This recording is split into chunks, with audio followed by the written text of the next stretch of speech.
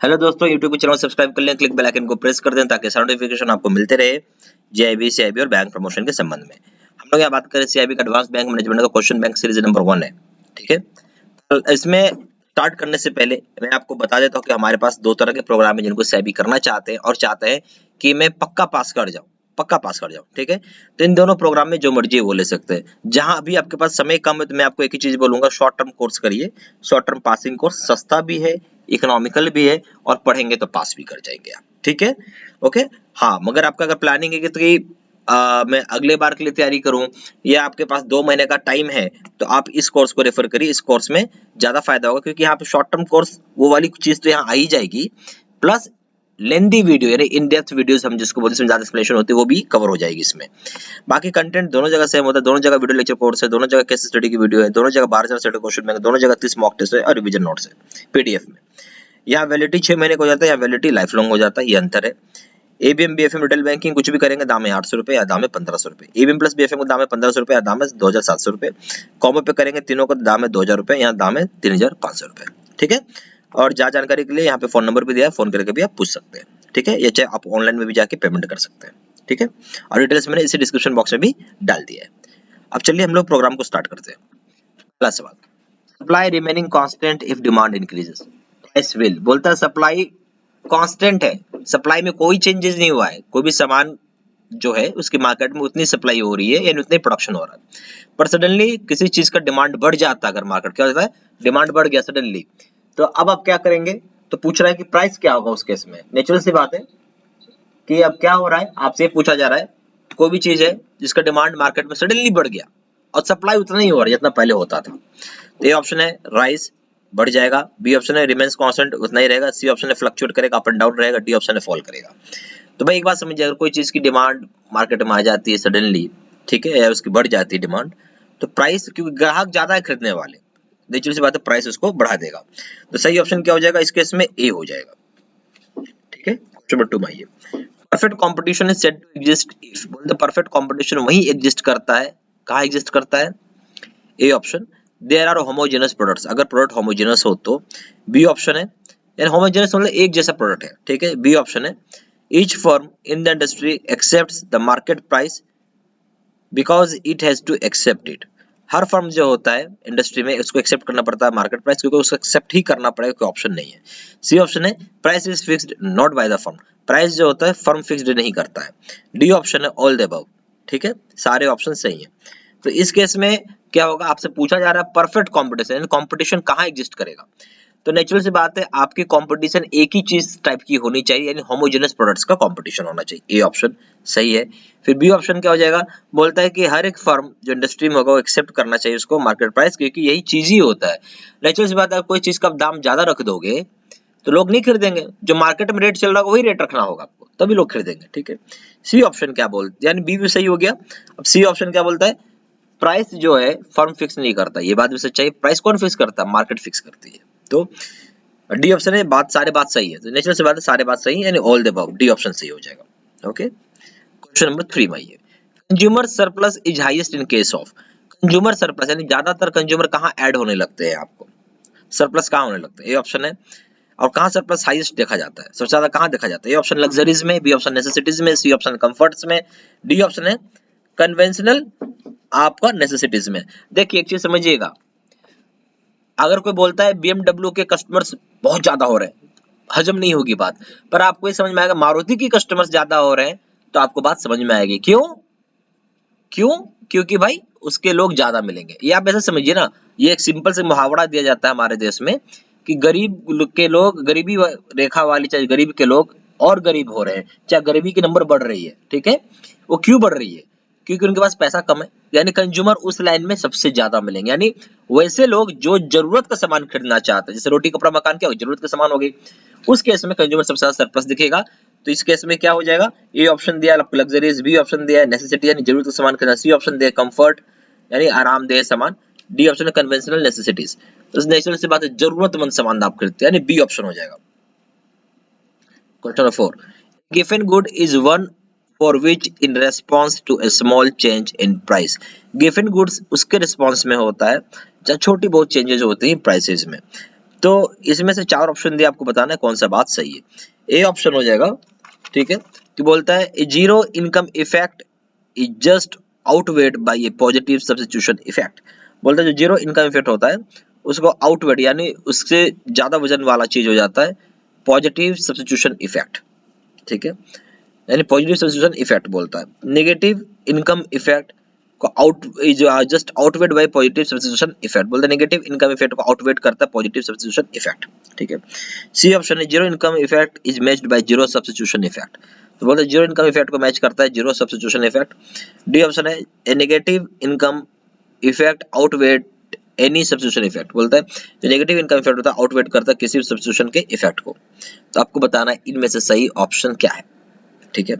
तो इसमें सही ऑप्शन हो जाएगा बी, यानी बोलते हैं जो नेगेटिव इनकम इफेक्ट है वो आउटवेट करता है किसी पॉजिटिव सब्स्टिट्यूशन इफेक्ट को, ठीक है, यानी बी ऑप्शन सही हो जाएगा।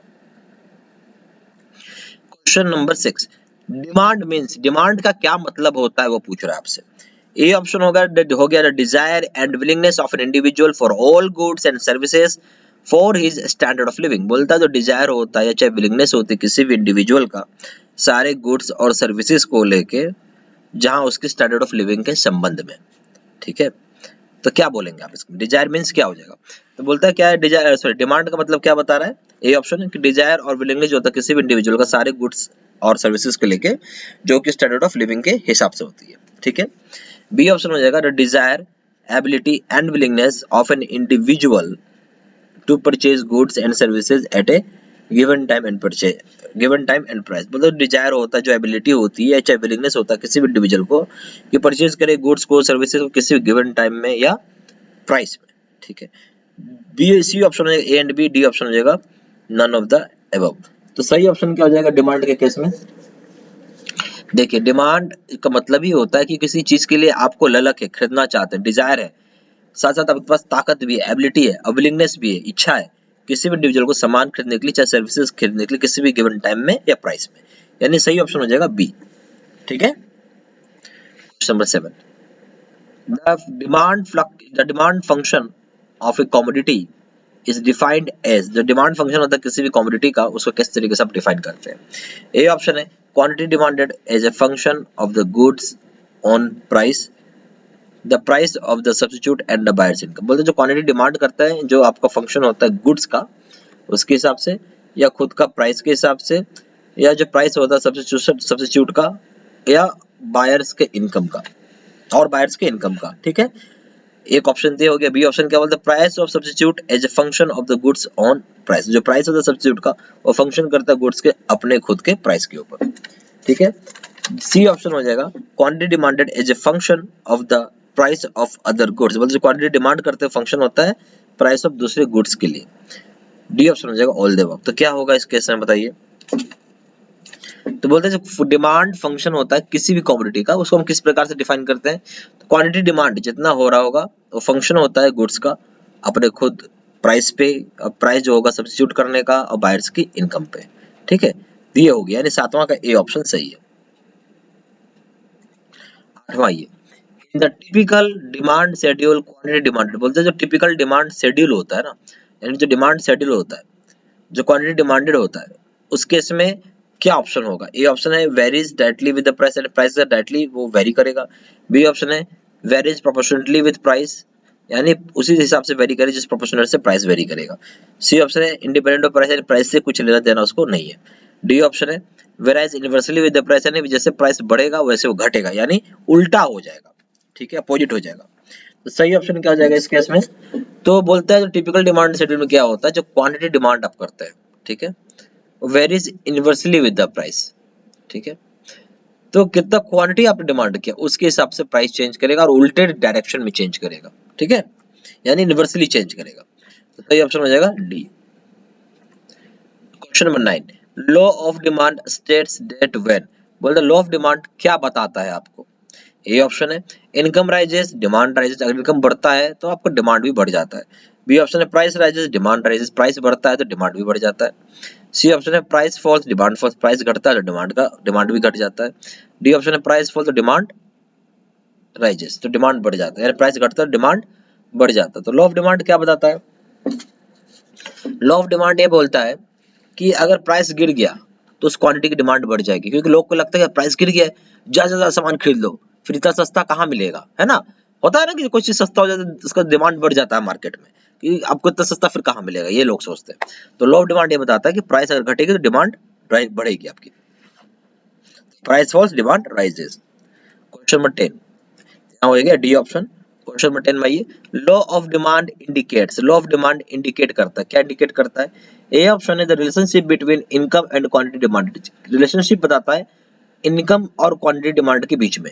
बी ऑप्शन है relationship between the price of a commodity and price of its substitute. Relationship बताता है प्राइस जो कमोडिटी का होगा और प्राइस जो उसके सब्स्टिट्यूट्स का होगा। सी ऑप्शन है the relationship between price of to commodities. Relationship बताता है प्राइस जो किसी भी दो कमोडिटी के बीच में। D option relationship between the price of a commodity and the quantity demanded. Relationship बताता है कमोडिटी जो प्राइस का होगा और क्वांटिटी डिमांडेड के बीच का। ठीक है, तो अब बताइए इसमें क्या चीज का ये एक तरीके का लॉ ऑफ डिमांड बताता है, यानी बेसिकली रिलेशनशिप किसके बीच में है ये।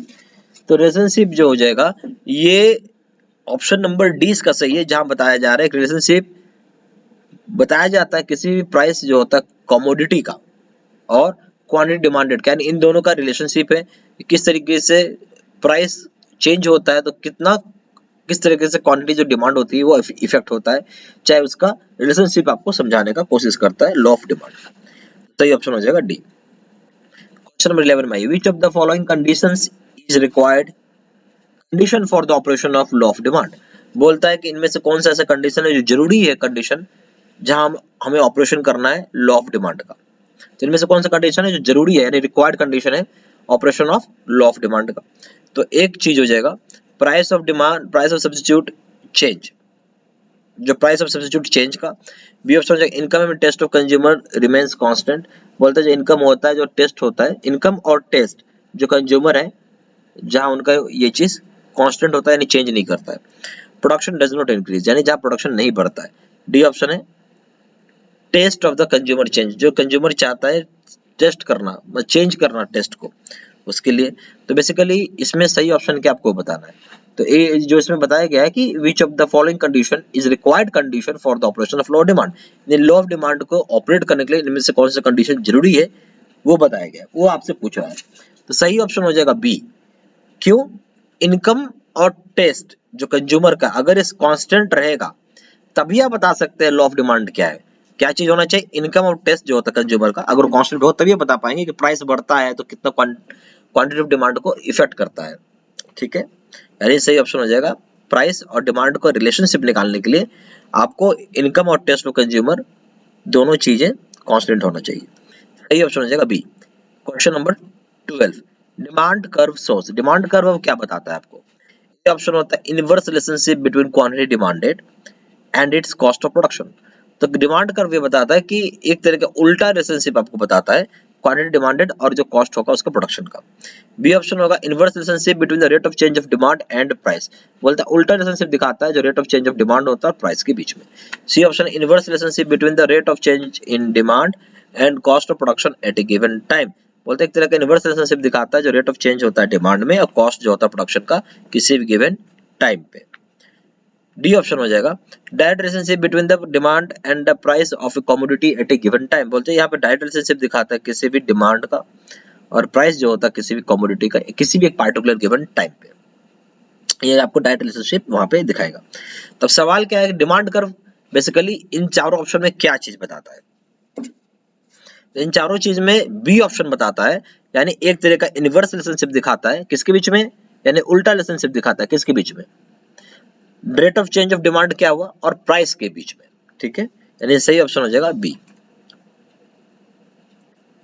Question number 13 when we say that a demand curve for a commodity slopes downwards to the right we mean.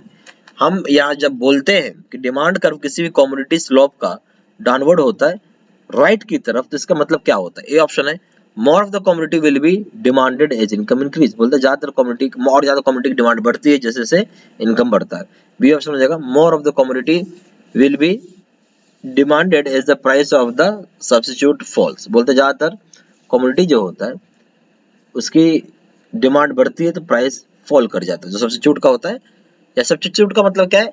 मतलब मान लीजिए पेन है, पेन आपको मार्केट में अभी आप रेनॉल्ड खरीदे तो एक और पेन उपलब्ध है लक्जर कंपनी का या लिंक कंपनी का, तो आपके सब्स्टिट्यूशन अवेलेबल है, ठीक है, ये बोलना चाह रहा है। सी ऑप्शन हो जाएगा more of the commodity will be demanded as population rise, ज्यादा कमोडिटी की डिमांड होगी जैसे जैसे पॉपुलेशन बढ़ेगा।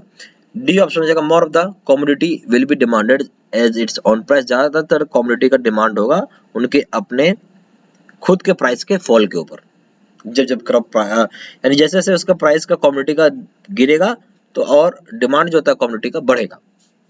तो सही ऑप्शन क्या हो जाएगा इस केस में? देखिए हम सवाल क्या था कि हम कब बोलते हैं डिमांड कर्व जो होता है किसी भी कमोडिटी का स्लॉप करता है डाउनवर्ड राइट की तरफ, कब? तो ये इसमें सही ऑप्शन हो जाएगा डी, यानी जैसे जैसे किसी भी सामान का दाम घटेगा वैसे वैसे उस कमोडिटी की डिमांड मार्केट में बढ़ जाएगी, यानी डी ऑप्शन हो जाएगा, ठीक है। क्वेश्चन नंबर 14 में आइए, fall in the price of a commodity leads to, बोलते जब फॉल होता है यानी जब प्राइस किसी भी कमोडिटी का जो प्राइस होता है जब वो गिरता है तो उसकी वजह से क्या होता है? ए ऑप्शन है शिफ्ट इन डिमांड, डिमांड में शिफ्ट होती है। बी ऑप्शन है फॉल इन डिमांड, डिमांड घट जाती है। सी ऑप्शन है fall in the consumers real income, consumer का रियल इनकम में दाम घटता है। डी ऑप्शन है rise in the consumers real income, consumer का जो रियल इनकम है वो बढ़ जाता है। तो इसमें सही ऑप्शन क्या होगा? सवाल क्या आता है कि जैसे जैसे प्राइस जो होता है कमोडिटी का अगर गिरता है तो उससे क्या होगा? सही ऑप्शन हो जाएगा डी, यानी कंज्यूमर का रियल इनकम बेसिकली बढ़ रहा है। नेचुरल सी बात है भाई, अगर कोई कमोडिटी का प्राइस घट गया तो उसका सीधा इफेक्ट यही होगा, नेचुरल सा प्राइस आपको कम देना पड़ रहा है। कोई मान लीजिए टूथपेस्ट खरीदते थे, आपको पहले 100 रुपए लगता है, 80 रुपए लग रहा है आपको, यानी दाम घट गया उस टूथपेस्ट का, तो पैसा आपको ज्यादा बचेगा ना, यानी कंज्यूमर का रियल इनकम बढ़ जाएगा, बचेगा यानी इनकम बढ़ जाएगा, रियल इनकम, ठीक है। तो राइज हो जाएगा, rise in the consumers real income, सही ऑप्शन हो जाएगा डी। क्वेश्चन नंबर 15 में आइए, an exceptional demand curve is one that slopes, बोलते जो एक्सेप्शनल डिमांड कर्व होता है वो होता है जो कि स्लॉप करेगा कहां पे? ए ऑप्शन है upward to the left, B option है upward to the right, C option है downward to the right, D option है हॉरिजॉन्टल। तो देखिए जो एक्सेप्शनल एक्सेप्शनल मतलब ऐसा कब बहुत ही रेयर होता है, तो एक्सेप्शनल लग ही गया है, एक शब्द का ध्यान दीजिए, एक्सेप्शनल है। तो जो डिमांड कर्व होता है वो होता है जहां पे हॉरिजॉन्टल मूवमेंट होती है, ठीक है, क्या होती है, सॉरी, जहां पे अपवर्ड टू द राइट होता है, not horizontal, upward to the right होता है, यानी सही ऑप्शन हो जाएगा बी, ठीक है, ओके। जो लोग यहाँ पे कोर्स करना चाहते हैं, यहाँ अभी समय बहुत कम बचा है, तो मैं आपको बोलूंगा शॉर्ट टर्म कोर्स करिए, सॉरी यहाँ पे शॉर्ट टर्म कोर्स करिए, इतना भी अगर आप कर रहे हैं, जो शॉर्ट टर्म पासिंग कोर्स है तो टका है कि आप पास कर जाइए, कोई प्रॉब्लम नहीं आता। हालांकि आप ये भी कोर्स ले सकते हैं, इसमें शॉर्ट टर्म पासिंग कोर्स भी इंक्लूड किया रहता है, प्लस इन डेप्थ वीडियोस भी रहते हैं, यानी ज्यादा डिटेल्ड में वीडियोस बनाया रहता है, ठीक है। इसमें 2 कोर्सेज होती है, इसमें एक ही कोर्स है, इसमें 2 कोर्स है, दो और कंटेंट एक ही होता है, दोनों जगह वीडियो लेक्चर कोर्स है, दोनों जगह केस स्टडी का वीडियो, यहाँ पे 12,000 सेट क्वेश्चन बैंक है, यहाँ भी 12,000 सेट क्वेश्चन बैंक है, 30 मॉक टेस्ट है, यहाँ भी 30 मॉक टेस्ट है, नोट्स होंगे, रिवीजन नोट्स दोनों जगह पीडीएफ में। यहाँ अंतर है कि 6 महीने का वैलिडिटी उसका एक्सपायर कर जाएगा, यहाँ पे लाइफ लॉन्ग वैलिडिटी है। यहाँ एबीएम बीएफएम मिडिल बैंकिंग कोई भी पेपर लेंगे दाम 800 रुपए, यहाँ कोई भी पेपर लेंगे तो दाम है 1500 रुपए, एबीएम प्लस बीएफएम लेंगे उसका दाम है 1500 रुपए, इसका दाम है यहाँ 2700 रुपए, कॉमो पे करेंगे उसका दाम है 2000 रुपए, यहाँ पे दाम है 3500 रुपए, ठीक है। ज्यादा जानकारी के लिए फोन कर सकते हैं, फोन नंबर हो जाएगा 4 टाइम्स 9685 दूसरा नंबर है 7827546746। आप वेबसाइट में जाकर डायरेक्टली ऑनलाइन ऑर्डर प्लेस कर सकते हैं, वेबसाइट हो जाएगा www.jbcibstudymetal.com, ईमेल आईडी हो जाएगा sedsena123@gmail.com। ये सारी इन्फॉर्मेशन मैंने इसी वीडियो के डिस्क्रिप्शन बॉक्स में भी डाल दिया है, ठीक है। Thank you very much.